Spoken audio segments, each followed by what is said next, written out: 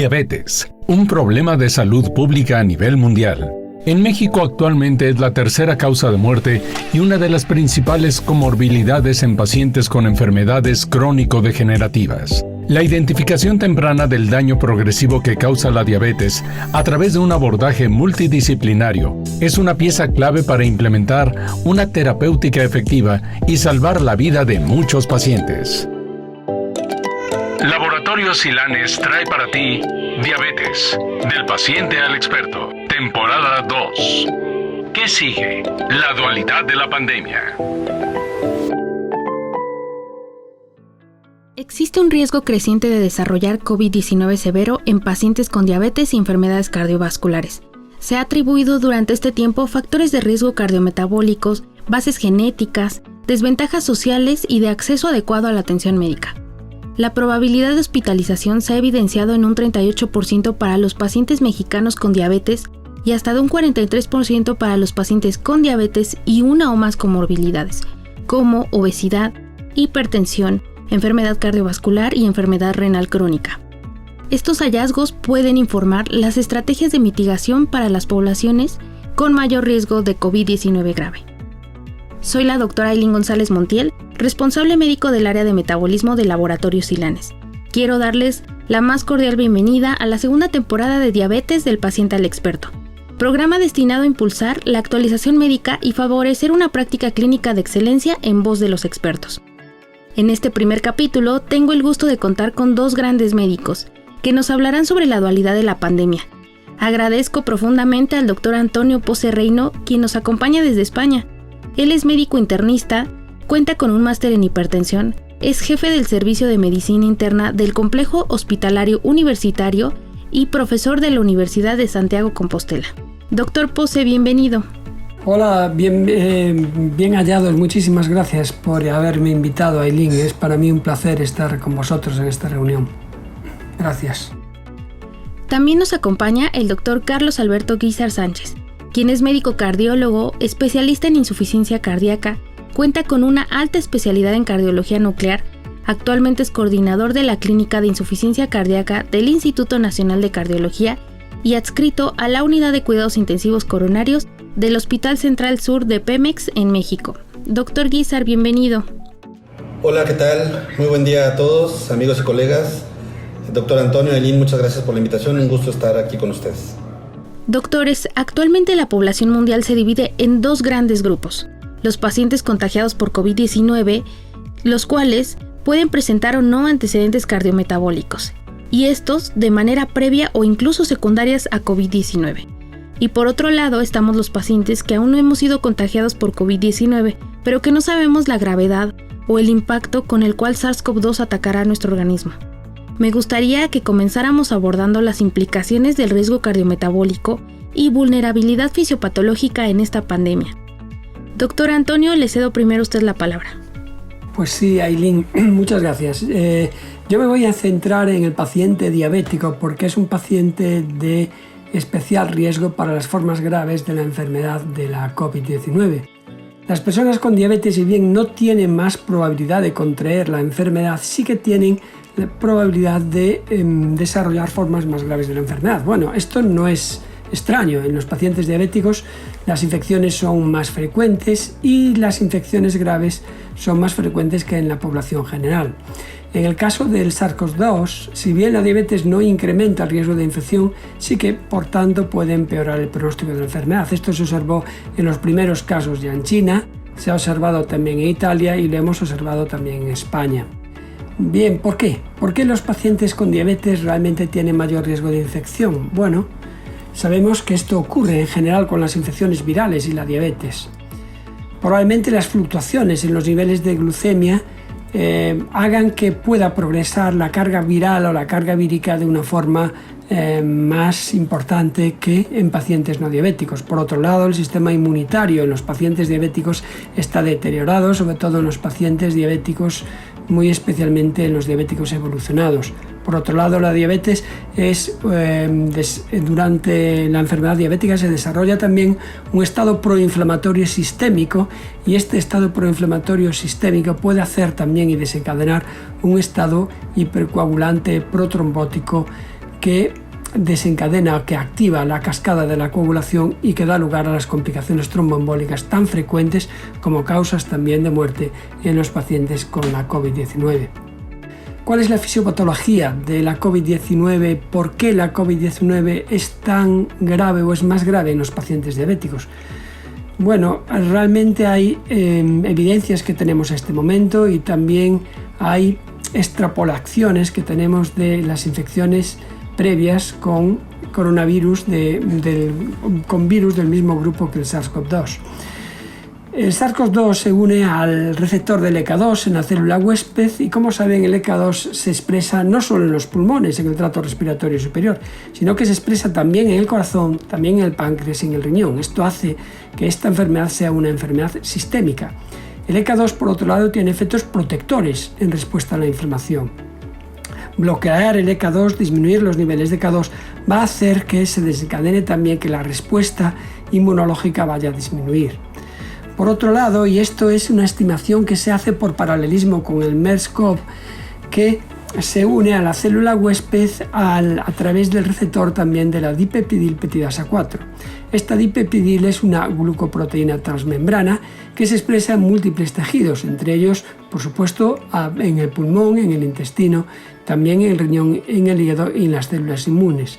Y esto puede hacer que este enzima desempeña, como sabemos, un papel importante en el metabolismo de la glucosa, de la insulina y también en la respuesta inmunológica y, como digo, puede hacer que esto también se deteriore, se desencadene un efecto proinflamatorio en la diabetes mellitus de tipo 2 y esto abre también la posibilidad de abrir líneas de investigación en el uso de los IDPP4, porque bloquear este receptor sería bloquear la entrada del virus en estos tejidos y sería también como un efecto protector de la evolución a formas más serias de la enfermedad. Bueno, yo no tengo más que decir, al menos para empezar, con respecto a la importancia que tiene este coronavirus en la diabetes y al desarrollo de formas tan graves de la enfermedad, pero quizás sería muy importante reseñar también las alteraciones que ocurren a nivel del corazón en el coronavirus, en este tipo, en la COVID-2. Y para esto yo creo que Carlos nos puede ilustrar con respecto a este tema del daño miocárdico en la COVID-19, no solo en el diabético, sino en la enfermedad cardiovascular en general.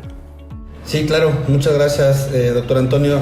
Pues mire, la verdad es que el COVID-19 ha sido un reto para todos los médicos, desde médicos generales y todos los especialistas que estamos interviniendo en el tratamiento de estos pacientes, porque sí hay una marcada diferencia entre aquellos pacientes que tienen COVID y tienen además factores de riesgo tradicionales como hipertensión, diabetes, dislipidemia con respecto a los desenlaces. Por ejemplo, en México sabemos por las estadísticas que tenemos que en general la población general con diabetes tiene una prevalencia de 17% de hipertensión. Pero esta prevalencia en pacientes que desafortunadamente tienen un desenlace fatal, es decir, aquellos que fallecen, esta prevalencia es tan alta como hasta el 45%. Es decir, en diabetes es más o menos lo mismo, la prevalencia global en COVID es del 13%, pero en aquellos pacientes que fallecen la prevalencia de diabetes es de hasta el 37%. Entonces aquí empezamos a medir un poquito el impacto que tienen los factores de riesgo en pacientes con COVID-19 y que además los predispone sin duda a tener eventos de daño al miocardio, que es muy importante detectarlos a tiempo porque también tienen implicaciones pronósticas. ¿Y cómo nosotros podemos identificar que un paciente cursando con enfermedad de COVID-19, independientemente de que sea un escenario ambulatorio o hospitalario, cómo lo podemos identificar? Pues con 3 métodos básicos. Uno, medición de marcadores de daño tisular o de daño al miocardio, que son las troponinas, que pueden ser de sensibilidad normal o de alta sensibilidad. El electrocardiograma, que nos puede evidenciar desde situaciones isquémicas, tanto en la onda T como en el segmento ST, o arritmias como manifestación de una inflamación miocárdica.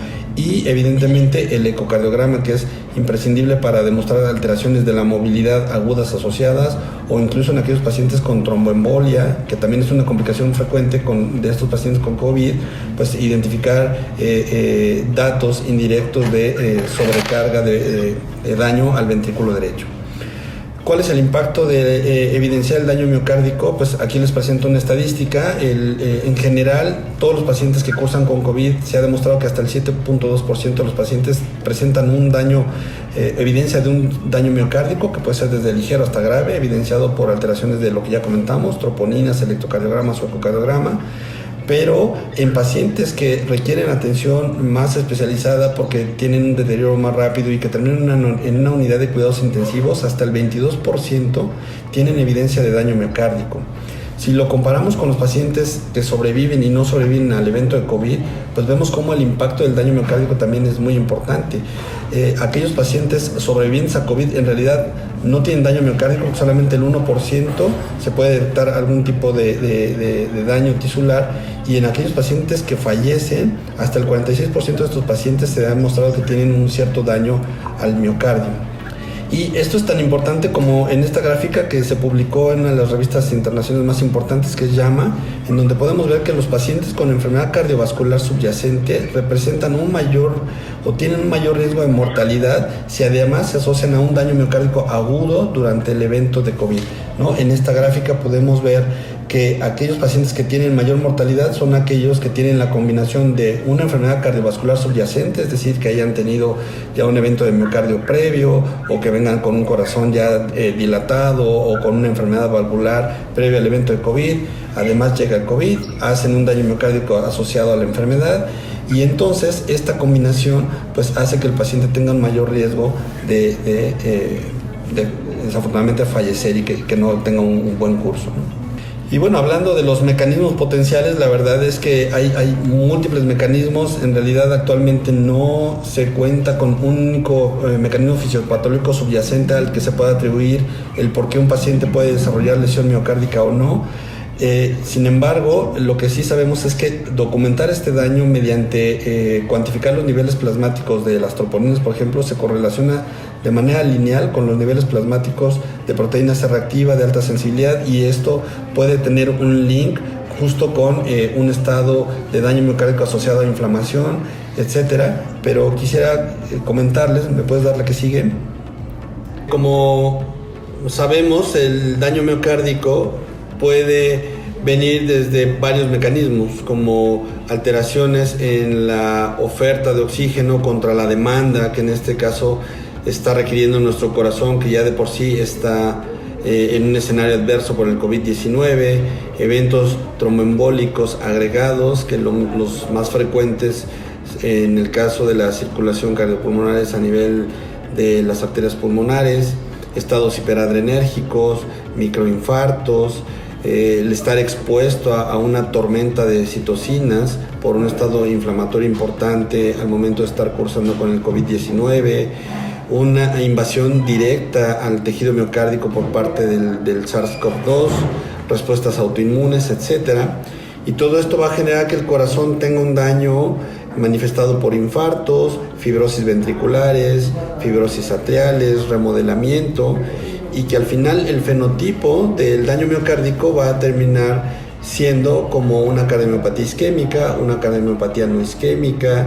Podemos incluso tener anormalidades subclínicas, tanto sistólicas como diastólicas, que para eso después en el seguimiento podemos utilizar herramientas de imagen avanzadas, como vamos a comentar.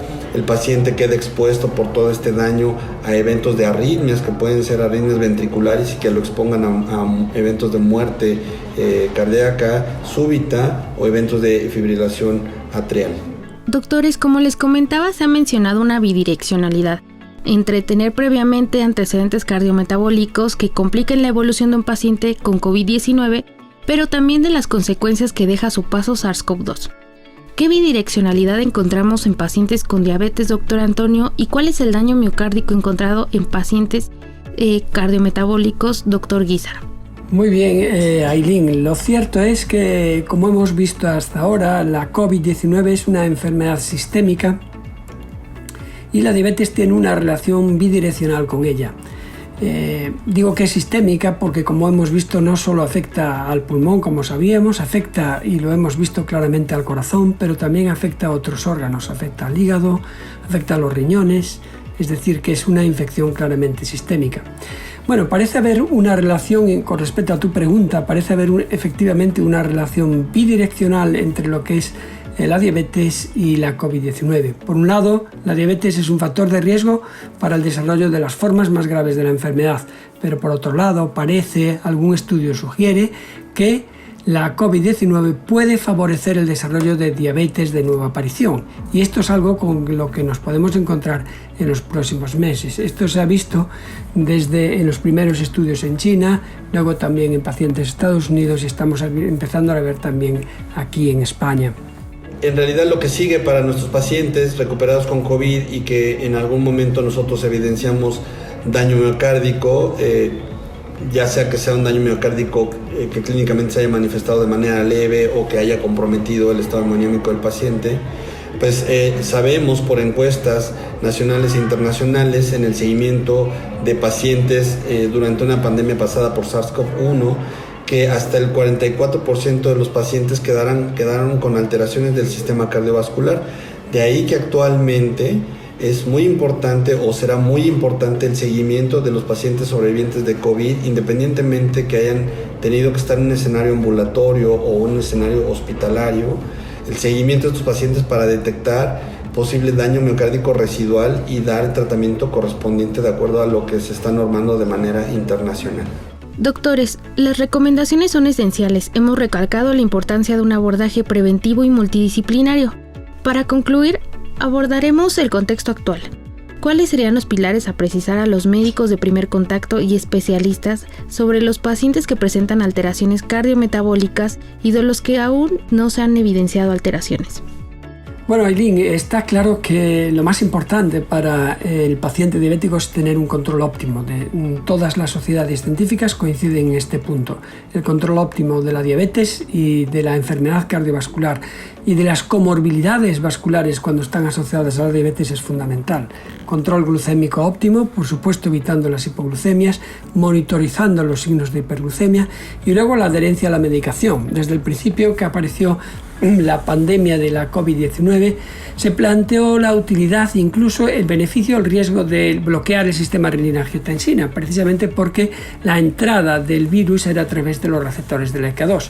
Pues bien, hoy en día podemos decir que las sociedades científicas, todas ellas, alientan a que a los pacientes con SARS-CoV-2 se continúen tomando el tratamiento con bloqueantes del sistema renina-angiotensina para la hipertensión, porque lo fundamental es mantener un control adecuado de la presión arterial. Por tanto, no suspender o modificar el tratamiento con IECAS o el tratamiento con antagonistas de los receptores de la angiotensina 2. Fármacos esenciales para el control de la hipertensión, pero fármacos también esenciales para el control de la diabetes y prevenir el daño renal en la diabetes. Por otro lado, se hacen esfuerzos especiales y se deben hacer para estabilizar a los pacientes que tienen enfermedad cardíaca, diabéticos que además tienen enfermedad cardíaca o enfermedad renal coexistente. Y además reducir al máximo los factores de riesgo asociados, como puede ser el tabaquismo, como puede ser la hiperlipidemia, como pueden ser las deficiencias nutricionales. En este sentido, las sociedades científicas nacionales, me refiero a las nacionales españolas, pero también las internacionales, establecieron un consenso para el control metabólico en pacientes con COVID-19 y diabetes tanto de tipo 1 como de tipo 2. Los objetivos terapéuticos indican o se recomiendan controles de glucemia los más parecidos a la normoglucemia, con glucemias entre 72 y 144, una glicada por debajo de 7, aunque estos objetivos habrá que modificarlos en personas mayores, en personas frágiles y también en personas hospitalizadas.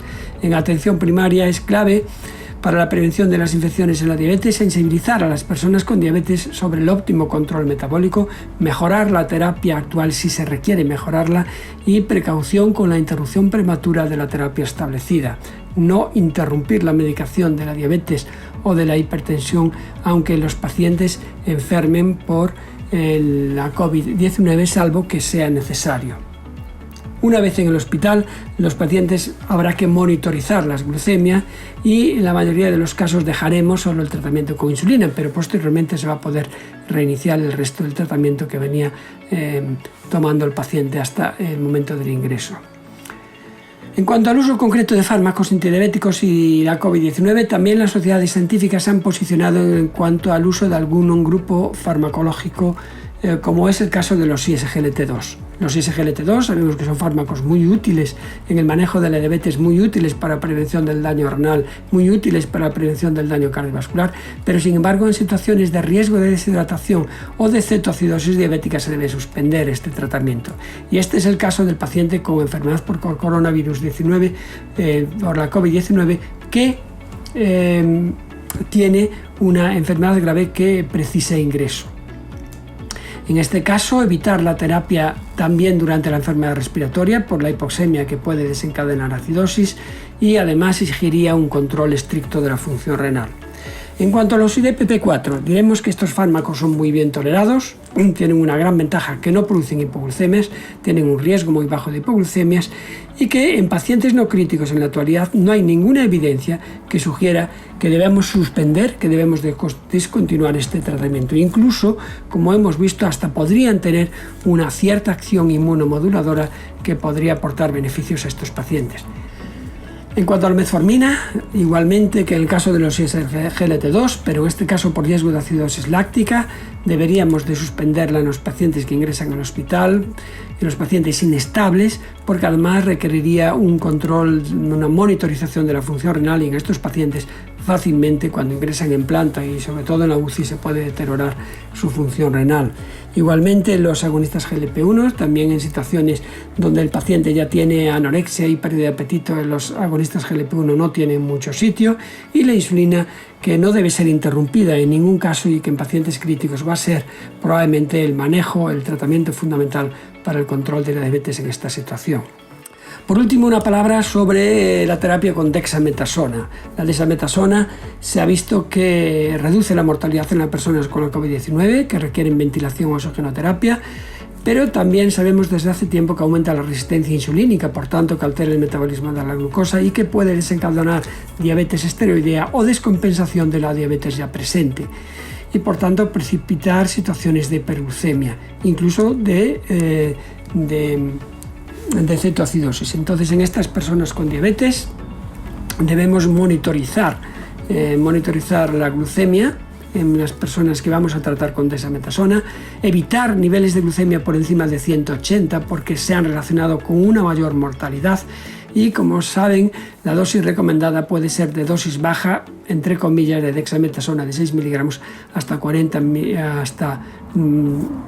bolos de 20 miligramos de dexametasona, o alternativas como la metilprednisolona. En cualquier caso, con cualquiera de ellos, el metabolismo de los hidratos de carbono, los niveles de glucemia se van a descompensar.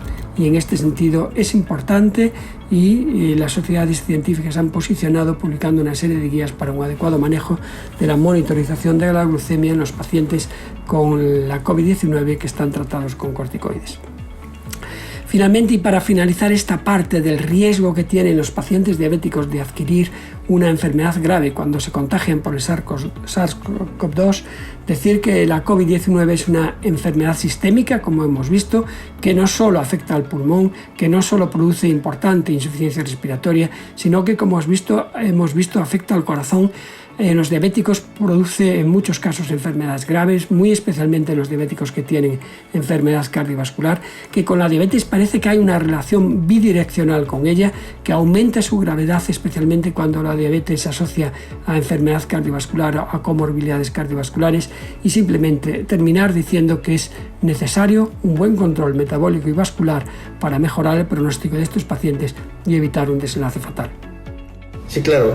Muchas gracias, doctor Antonio. Pues en general, con respecto a corazón, pues lo primero que tendríamos que hacer ya en un escenario ambulatorio, cuando nosotros estamos evaluando a nuestros pacientes post-COVID, es primero tratar de investigar si en el expediente del paciente está consignado que el paciente haya tenido algún daño agudo al miocardio, porque como ya comentamos, la presencia de este daño asociado a una enfermedad cardiovascular que pueda tener ya nuestro paciente, ¿no?, que nosotros venimos dando seguimiento de manera rutinaria en nuestra consulta, pues tiene implicaciones pronósticas muy importantes.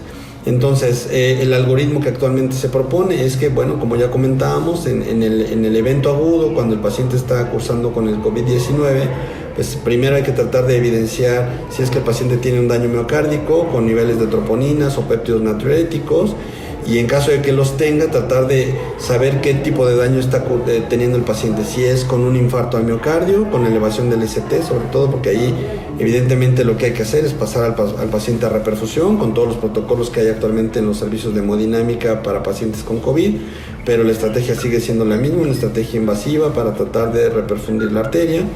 Y si se descarta un infarto con elevación del ST, entonces, bueno, echar mano de otras herramientas adicionales como el electrocardiograma y el ecocardiograma para establecer si se trata de una miocardiopatía por estrés o una miocarditis, y dar el tratamiento de sostén que en ese momento se requiera, ¿no?, en el evento agudo.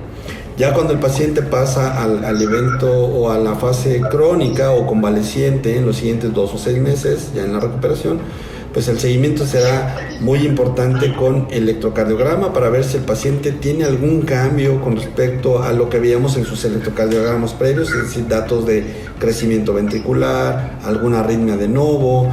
Ecocardiogramas también son muy importantes para saber si tiene alteraciones de la movilidad de novo que no hayamos tenido en los ecos previos a que el paciente tuviera el COVID, si tiene un daño en el ventrículo izquierdo, si es que el paciente tuvo, por ejemplo, un evento de tromboembolia pulmonar y quedó ya con cierto grado de hipertensión pulmonar que podamos medir o estratificar mediante ecocardiograma.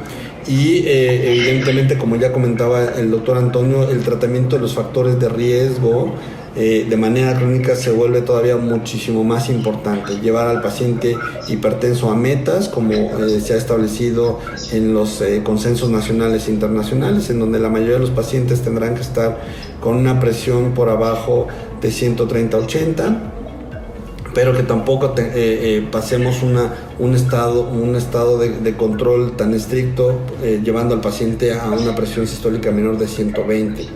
¿no? El control de la diabetes, que ya es importantísimo, y de la dislipidemia, que ya comentó el doctor Antonio. Y si nosotros, llevando este seguimiento, encontramos alteraciones que nos puedan sugerir que hay algo que el COVID adicionó a mi paciente previo a lo que ya pudiera tener previamente, entonces podemos buscar, dependiendo de lo que estemos sospechando, o apoyarnos con estudios de imagen cardiovascular avanzada, como es una resonancia, para ver si hay datos de fibrosis, para ver con exactitud la función ventricular residual que tiene el paciente. En el caso del ecocardiograma podemos utilizar la técnica Strain para saber si hay un daño subclínico que no lo estemos viendo solamente con analizar la función ventricular. Si estamos sospechando de arritmias porque el paciente nos esté refiriendo palpitaciones constantes posterior al evento COVID, pues un Holter de 24 horas sin duda es imprescindible para tratar de identificar la arritmia y dar el tratamiento correspondiente. Y ya una vez que encontremos o que tengamos este panorama en el escenario ambulatorio de nuestro paciente, pues ya tenemos que dar el tratamiento individualizado. Si se trató, por ejemplo, de una complicación con un daño miocárdico por infarto, pues evidentemente el tratamiento crónico será para una cardiopatía isquémica crónica, en donde tendrá que llevar antiagregantes plaquetarios, estatinas, medicamentos antiisquémicos y medidas de prevención secundaria. Si el tratamiento o si el daño miocárdico fue por una miocarditis, ¿no?, asociada a COVID, entonces pues también dependiendo de la función ventricular hay que estar dando medicamentos para un paciente en falla cardíaca con bloqueo neurohormonal, que son medicamentos para bloquear el sistema renina-angiotensina, beta bloqueantes, antagonistas de receptor de mineralocorticoide, y esperar a ver cómo se comportan en el paso del tiempo estos pacientes que cursaron con miocarditis asociada a COVID, y ver si siguen el curso que normalmente siguen las miocarditis virales, en donde tienden a recuperar un poco después del evento, ¿no? En fin, ya ahí, dependiendo del daño que encontremos y el tipo de alteración fenotípica con la que haya quedado el paciente con el daño miocárdico, tendremos que individualizar el tratamiento. De tal manera que en el caso de los pacientes que cursan con COVID-19 y que tienen un daño miocárdico asociado, pues es muy importante tener ciertos mensajes muy presentes a la hora de estarlos evaluando en nuestro día a día, que pues, va a ser muy frecuente de ahora en adelante que nos enfrentemos a pacientes post-COVID, ¿no? Entonces, los mensajes que yo quisiera que se van a casa es que la pandemia por COVID-19 causada por el coronavirus SARS-CoV-2 hay que tener muy presente que puede involucrar un amplio espectro de presentaciones que van desde enfermedad sintomática hasta insuficiencia respiratoria grave, y que normalmente los cuadros graves tienen asociada lesión miocárdica y que eso impacta en la probabilidad de mortalidad de nuestros pacientes. Que sepamos que un número considerable de pacientes que sobreviven a COVID-19 y tuvieron evidencia de lesión miocárdica en la fase aguda pueden tener anomalías miocárdicas y o electrofisiológicas manifiestas o subclínicas a largo plazo, y que es necesario establecer por consecuencia los protocolos adecuados para detectar estas afectaciones residuales con las que quedan nuestros pacientes, y que de alguna manera podamos nosotros tener un panorama a nivel nacional de la carga demográfica con la que el COVID nos va a dejar con respecto a un daño miocárdico adicional al que ya pudiera haber tenido nuestros pacientes, o un daño miocárdico de nuevo en aquellos pacientes que sufrieron COVID y que no tenían enfermedad cardiovascular previa. Que si bien los paradigmas o los tratamientos actuales están muy enfocados en la recuperación aguda de los pacientes con COVID, como es evidente, hay que tomar en cuenta que también nosotros tenemos que individualizar en el escenario ambulatorio post-COVID a nuestros pacientes para poder seguir tratando de la mejor manera a nuestros pacientes que hayan tenido un daño residual, y que el tratamiento debe ser individualizado en función de los factores de riesgo que tenga el paciente, como ya comentamos, si es hipertenso, si tiene diabetes, si tiene dislipidemia previo al evento de COVID, el tipo de miocardiopatía con la que haya quedado el paciente con evidencia de daño en la fase aguda, y la presencia de enfermedad cardiovascular preexistente. Son 3 condiciones muy importantes para poder nosotros individualizar el seguimiento y el tratamiento de nuestros pacientes a largo plazo. ¿Cómo se va a comportar a 2, 3, 5 años estos pacientes con miocardiopatía de nuevo, o qué tanto va a empeorar el pronóstico de los pacientes que ya tenían una cardiopatía previa, un daño miocárdico adicional durante el COVID? Pues eso lo veremos en los siguientes años conforme vayamos viendo cómo evolucionan nuestros pacientes. Doctores, la evidencia que ustedes comentan es algo que todos los médicos debemos de contextualizar y aplicar en un análisis profundo durante la atención médica y un manejo integral de todos nuestros pacientes. Comprender que vivimos en una dualidad durante esta pandemia es vital para brindar una mejor atención sanitaria. Les agradezco que compartieran este espacio conmigo, y en nombre de Laboratorio Silanes agradecemos sus precisas e importantes aportaciones. Gracias, doctor Pose. Muchas gracias a vosotros por haberme invitado, por poder estar aquí. Para mí es un placer estar compartiendo estos minutos con vosotros, con México, un país al que quiero mucho, aunque no lo he podido visitar todavía, pero seguro que en algún momento sí que lo puedo hacer. Desearos también lo mejor, porque sé que no estáis viviendo un buen momento con la pandemia, y que de alguna forma, si puedo contribuir con estas palabras a dar ánimo a los profesionales sanitarios implicados en el manejo de la pandemia, y a comprender un poco mejor lo que es la relación de la diabetes con este coronavirus, pues estaré encantado de que sea así. Muchísimas gracias por vuestra invitación. Muchas gracias, doctor Guízar. Al contrario, doctora Lynn, para mí fue un placer participar. Doctor Antonio, muy interesantes sus comentarios, y a cuidar mucho a nuestros pacientes post-COVID, que seguramente tendrán muchas alteraciones a las cuales hay que poner mucha atención para tratar de brindarles el mejor pronóstico posible. Laboratorio Silanes, haciendo de la vida una historia saludable.